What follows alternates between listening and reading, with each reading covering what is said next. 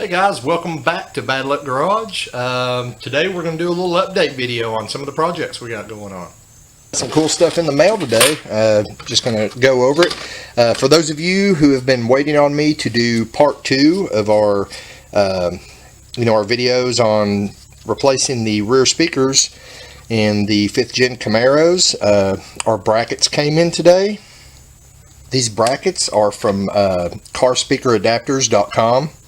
And they seem to be really lightweight. I don't know, it says on the website they're CNC machined, but they look almost like they've been 3D printed or something. I don't know, may have to do something to reinforce those, but anyway, it took 2 weeks for these to get here.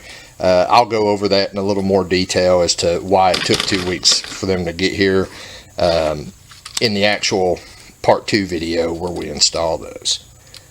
Something else that came in today, for those of you who are waiting on me to start on the Project Steppenwolf turbo build, I've got my tile wastegates, and they're actual tile wastegates up here. Well, here's one of them. I've got this used one, but we also have a brand new one. But these are actual tile sport wastegates, 38 millimeter. We're going to try to get away with just one, but if it can't control it, then we might just plumb in both of those 38 millimeter wastegates so I don't have to buy anything else. Now this is a budget build that we're going to be doing, so I could not afford to get an actual tile blow off valve, so I got one of these China knockoffs, and it just came in today as well. So you can kind of see it actually says tile, and it actually says made in the USA on it. But I may do a little review on this once we see how well it functions. I can tell you already, it I mean, like the actuator, it's got a really stiff spring in it. I mean, I can press it in, but it takes a lot of force and it kind of drags a little bit, so I'm kind of worried about if this is going to work properly or not. But just show, I mean, it came with all the parts. Actually, other than the fact that it's in a white box instead of a Garrett box like this, it's packaged just like a real tile blow off valve would be packaged. Well, just to kind of show you, let me pull down one of these tile wastegates. This is the new tile wastegate we have, and you can kind of see the packaging is similar. And it came with the clamps and gaskets and all that stuff. I may actually put a link to the eBay channel that I got this from. It took about 2 weeks to get here. Came from China, so it's kind of funny that it says made in the USA on it, but we'll see how well that works out. I may find a buddy or something that's got a turbo car that we can stick it on just to test it, because it's going to be a while before we get our turbo project up and running. Also, like I said, this is a budget build, and one of the things that's taken the turbo project so long to get started is I have run out of money. We bought a STS turbo kit from John for just stupid cheap. You might as well say he pretty much gave it to us. But there were a lot of parts missing. Actually, got where I've got the turbo torn apart here, and I've got some stuff I've ordered, some V-band clamps and things of that nature that we're going to be using. But there's still parts that I do need. I've still got to make my drain line, my feed line. I've also got to, what have I got to do? We're trying to decide if we want to use a crossover in front of the engine or a crossover underneath behind the engine. We're just kind of trying to plan things out, because the biggest thing is I enjoy driving Steppenwolf every day, and I don't want it to be sitting in the driveway because I'm out of money and don't have money to order parts. So we're kind of holding off on doing anything directly to the C10 Steppenwolf, you know, until I know that I've got all the parts together, so it's not sitting there waiting. So currently I still need to figure out what I'm going to do about my fuel injectors. I had decapped some, but they're not close enough to use. I've got another set that I want to send off and get decapped, and I'm hoping between both of those that I can get a set that's within like maybe 3% of each other. But again, I'm out of money at the moment. Don't have any money to send those off to get Eric Durr to flow them for me. So we're waiting on that. Also, I have probably all the intercooler piping that I need, but I do not have an intercooler. So if you guys can recommend a cheap eBay intercooler, I know a lot of people run cheap eBay intercoolers with success, but then there are also some out there that the people were like, you know, this thing was just choking it down too bad. So if anybody out there knows of eBay intercooler that, you know, you've tried, I don't want hearsay, guys. If it's something that you've tried and you know for a you know for a fact it flows well, if you don't mind, post a link, you know, down in the comments section so I can check it out. You know, I'm also looking locally for maybe a used intercooler. And then let's see what else. Intercooler, drain line, feed line, fuel injectors. Actually, I think that's about it. I think I've got everything else covered. So, you know, what we're going to do, we've got a block and a set of heads, and you know, some extra brackets and stuff that we use for mock-up. What we're probably going to do is use a set of stock exhaust manifolds and cut and modify those, you know, for our turbo system. And we're going to try to do all this on our mock-up engine on the stand. So like I said, we don't have to tear Steppenwolf apart until we're ready to actually, you know, get the whole turbo thing rolling. Because, you know, once we start on it, I don't want Steppenwolf sitting for, you know, more than, you know, a couple weeks max before we're on the road. So for those of you who are wondering about the title of this video, you know, you can call it clickbait. It's just, you know, whatever you want to call it. I was just trying to be goofy. So like I just said, I'm having issues with coming up with money to finish the turbo build.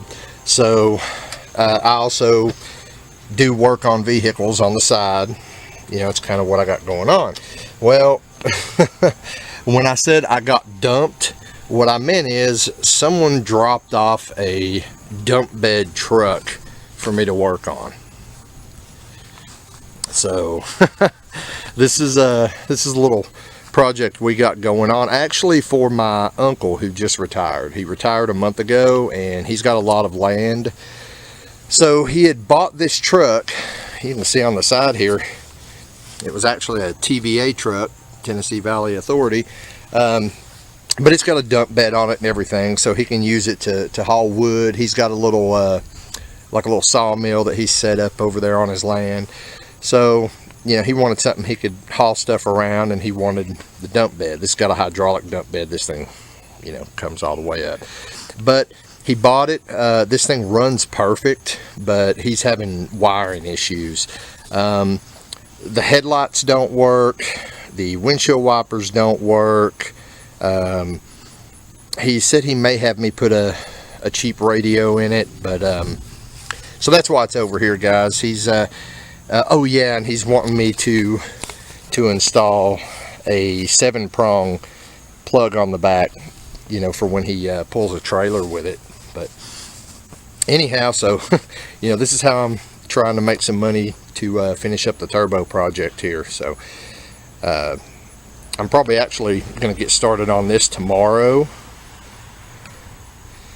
so we'll see how that goes. Hopefully I can get it all straightened out for him, and you know, get all the lights and the windshield wipers and everything working. I know that there are quite a few of you who joined the channel because of my Apache project. We have not touched the Apache since we went camping and got rained out a while back. Now, it's not because we haven't wanted to go camping, guys. What's actually happened with this is, you know, we've just been doing other things. You know, we've been going to water parks and, you know, different stuff with the kids over the summer. They actually start back to school in 2 days. So, you know, I'm not, you know, we've not called it quits on this. I've still got some stuff obviously that I want to do to it.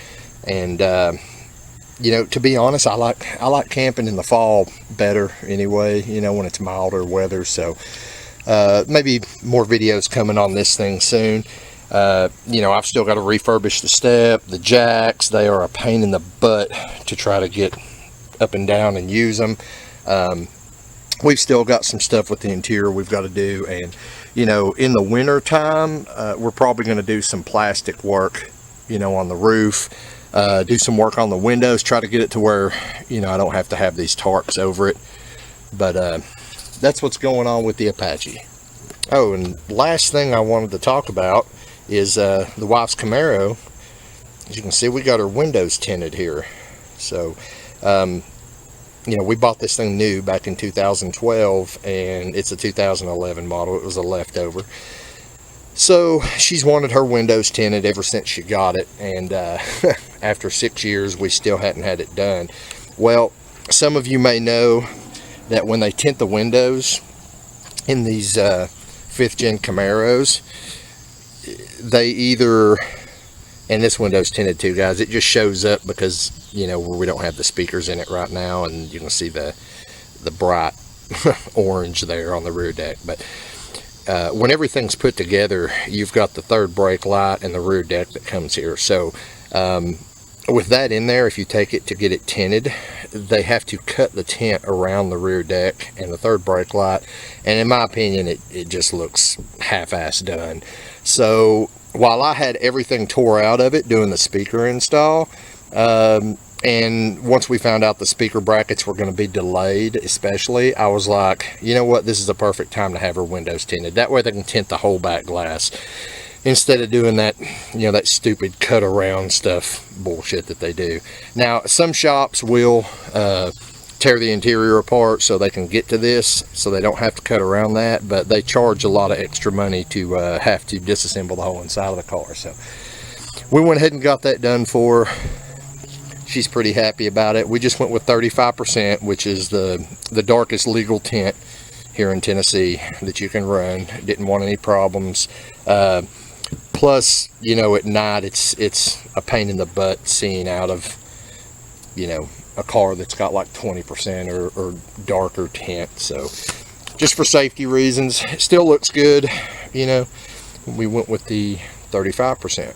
Truth of the matter is, we're just getting old.